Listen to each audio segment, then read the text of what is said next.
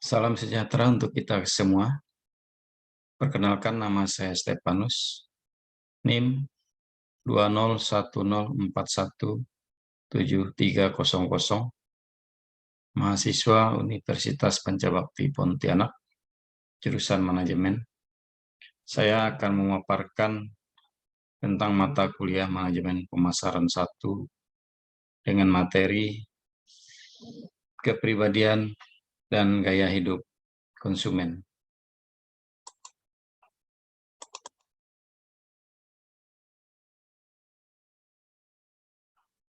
Kita pernah memperhatikan teman-teman atau saudara kita ketika mereka mendengar suatu berita yang menyedihkan atau mengembirakan. Mereka memperlihatkan mimik wajah dan reaksi yang berbeda. Itulah salah satu contoh yang menunjukkan kepribadian yang berbeda. Memahami kepribadian konsumen adalah penting bagi pemasar, karena kepribadian bisa terkait dengan perilaku konsumen. Perbedaan dalam kepribadian akan mempengaruhi perilakunya dalam memilih atau membeli produk. Kepribadian berkaitan dengan adanya perbedaan karakteristik yang paling dalam pada diri manusia, atau inner psychological karakteristik. Perbedaan karakteristik tersebut menggambarkan ciri unik dari masing-masing individu. Karakteristik kepribadian menggambarkan perbedaan individu. Tidak ada manusia yang sama persis. Kepribadian menunjukkan konsistensi dan yang berlangsung lama. Karakteristik individu telah terbentuk sejak masa kecil dan telah mempengaruhi perilaku dalam waktu yang relatif lama. Kepribadian dapat berubah. Situasi bisa menyebabkan seseorang mengubah pribadinya. Ada teori kepribadian oleh teori kepribadian Freud, teori kepribadian neo-Freud, dan teori ciri. Teori kepribadian Freud. Teori ini menyatakan bahwa kebutuhan yang tidak disadari, unconscious need, atau dorongan dari dalam manusia, drive, seperti dorongan seks dan kebutuhan biologis adalah inti dari motivasi dan kepribadian manusia yang berupa id, ego, dan superego. Id adalah aspek biologis dalam diri manusia yang ada sejak lahir, yang mendorong munculnya kebutuhan fisiologis seperti rasa lapar, haus, dan nafsu seks. Freud berpendapat bahwa id akan mendorong manusia melakukan apa saja untuk memenuhi kebutuhan fisiologisnya, tanpa memperhatikan konsekuensi dari perilakunya. Sedangkan ego merupakan unsur yang bisa disadari dan dikontrol oleh manusia. Ego berfungsi sebagai penengah antara id dan superego. Ego berusaha menyeimbangkan apa yang ingin dipenuhi id dan apa yang dituntut oleh superego. Superego adalah aspek psikologis pada diri manusia yang menggambarkan sifat manusia untuk tunduk dan patuh pada norma-norma sosial, etika, dan nilai-nilai masyarakat. Superego menyebabkan manusia memperhatikan apa yang baik dan apa yang buruk bagi suatu masyarakat dan perilakunya, sesuai dengan apa yang baik menurut lingkungan sosial. Kaitan teori Freud dan perilaku konsumen. Motivasi manusia sebagian besar tidak disadari, sehingga konsumen seringkali tidak menyadari atau tidak tahu alasan sesungguhnya mereka membeli suatu produk. Karena itu, apa yang dibeli dan apa yang dikonsumsi oleh konsumen merupakan gambaran dari kepribadian konsumen tersebut. Misalnya pakaian, kendaraan, aksesoris yang konsumen pakai memperlihatkan kepribadian konsumen tersebut. Teori Freud dan pemasaran. Misalnya untuk pengiklanan sering menggunakan unsur-unsur seksual atau sexual appeal dari wanita maupun laki-laki. Teori Neo-Freud. Hubungan sosial menjadi dasar pembentukan dan pengembangan kepribadian. Perbedaan dengan teori Freud, lingkungan sosial berpengaruh dalam pembentukan kepribadian manusia, bukan insting manusia. Motivasi berperilaku diarahkan untuk memenuhi kebutuhan manusia. Teori Neo-Freud, menurut Alfred Adler, berpendapat bahwa manusia berusaha mencapai berbagai tujuan rasional yang disebut gaya hidup. Sedangkan menurut Sullivan, manusia terus membina hubungan dengan manusia lainnya untuk memperoleh manfaat dari hubungan tersebut. Dan menurut Horney, mengemukakan kepribadian manusia terdiri dari 3 kategori, yaitu komplain, agresif, dan detection. Komplain dicirikan adanya ketergantungan seseorang kepada orang lain. Ia menginginkan orang lain menyayanginya, menghargainya, dan membutuhkannya. Sedangkan agresif adalah kepribadian yang dicirikan adanya motivasi untuk memperoleh kekuasaan.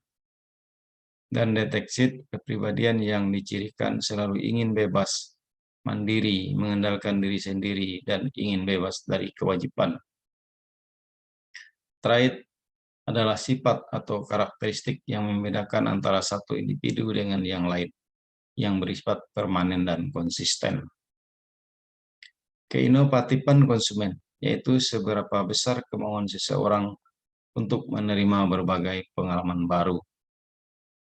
Materialisme konsumen, tingkat kecenderungan konsumen pada kepemilikan duniawi.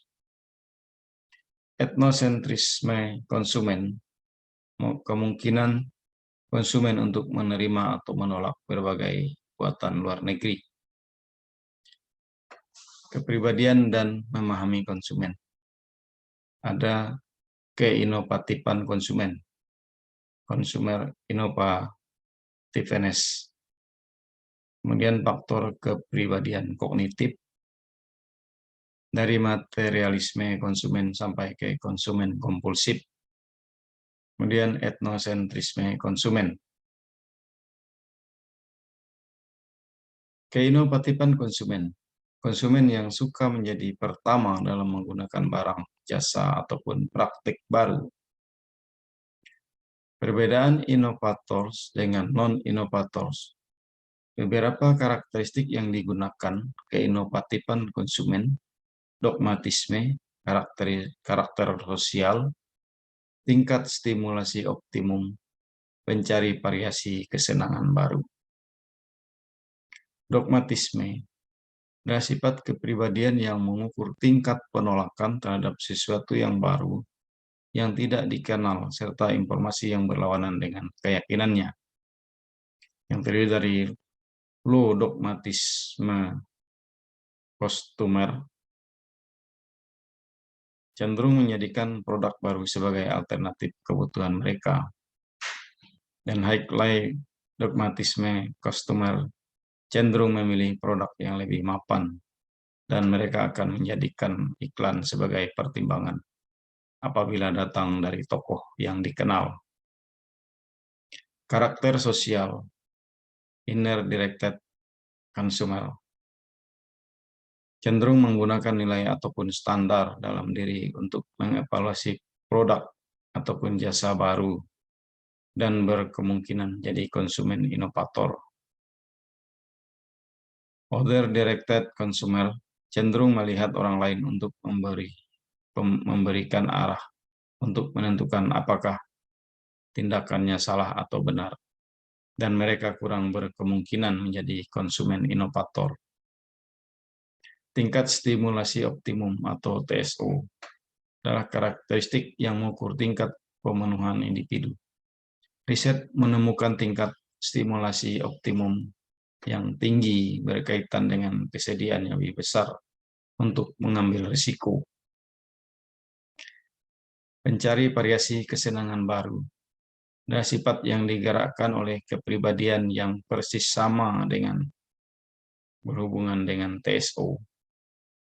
Kemudian faktor kepribadian kognitif, kebutuhan akan kognisi, mengukur kebutuhan dan kesenangan seseorang untuk berpikir. Orang dengan kepribadian kognitif tinggi mungkin lebih responsif terhadap bagian iklan yang banyak memuat informasi atau deskripsi yang berhubungan dengan produk. Orang dengan kepribadian kognitif rendah mungkin lebih tertarik pada latar belakang atau aspek di sekitar iklan. Visualizer versus verbalizer. Visualizer konsumen yang lebih menyukai informasi visual dan produk yang menekankan pada penawaran visual. Sedangkan verbalizer konsumen yang lebih menyukai informasi dan produk tertulis atau verbal.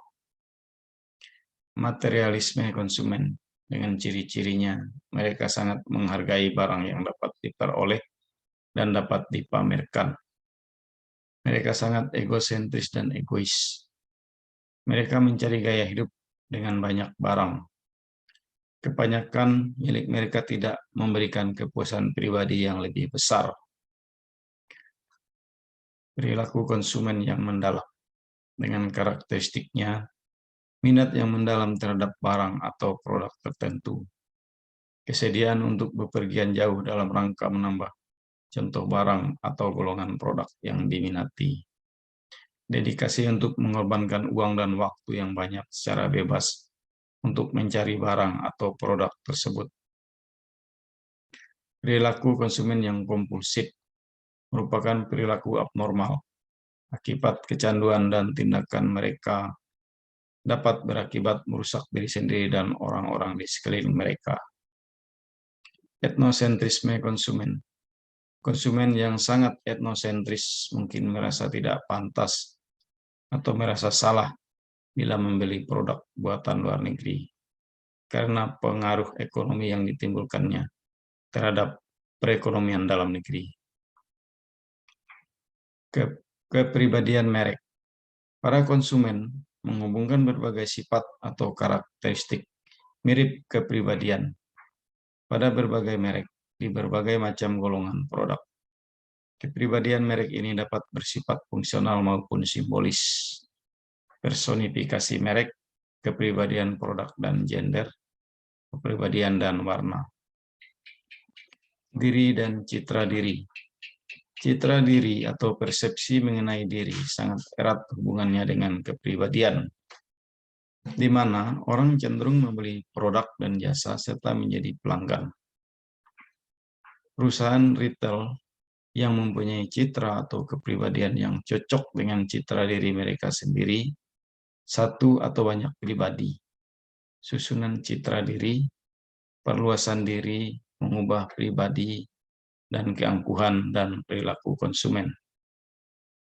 Susunan citra diri yaitu citra diri aktual, citra diri ideal, citra diri sosial ideal, citra diri yang diharapkan. Perluasan diri secara aktual, memberi kesempatan seseorang melakukan hal-hal yang biasanya akan sangat sulit atau mustahil diselesaikan sendiri. Secara simbolis, yakni dengan membuat orang itu merasa lebih baik atau lebih besar. Dengan memberikan status atau peringkat, contohnya ke para kolektor karya seni yang langka. Dengan memberikan perasaan abadi, misalnya dengan mewariskan barang-barang milik yang berharga kepada para anggota keluarga yang lebih muda. Kemudian dengan memberkahi dengan kekuatan gaib. Contohnya peniti cameo yang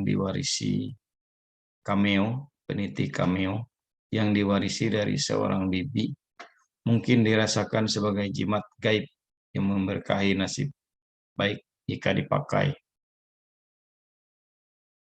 Kepribadian atau diri yang sesungguhnya.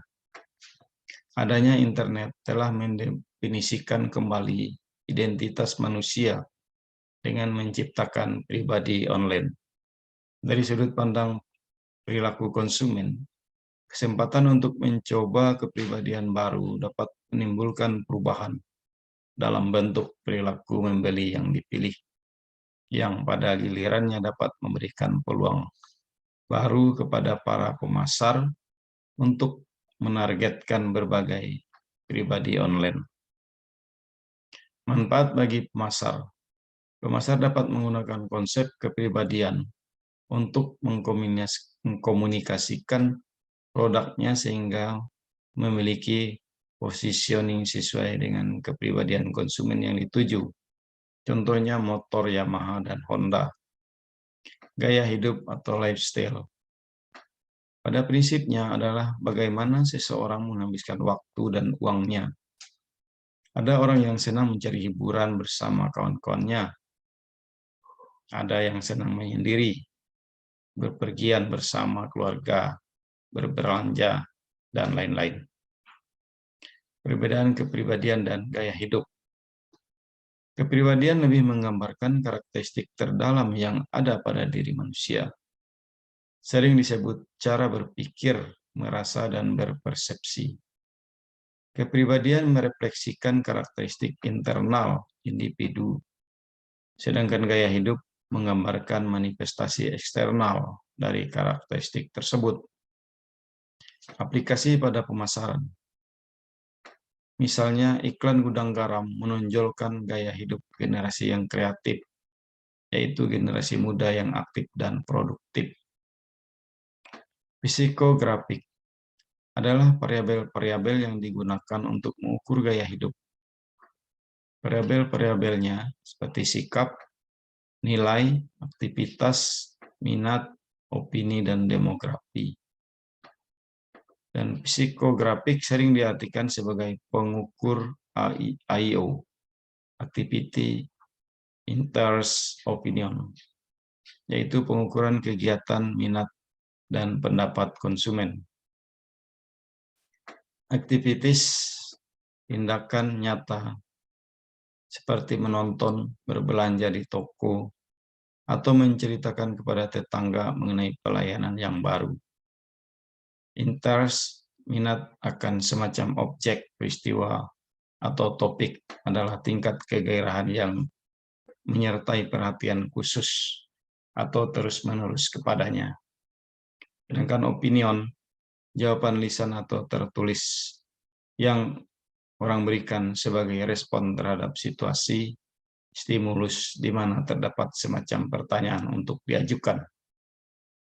Demikian pemaparan yang saya sampaikan. Atas perhatian kita semua, saya ucapkan terima kasih.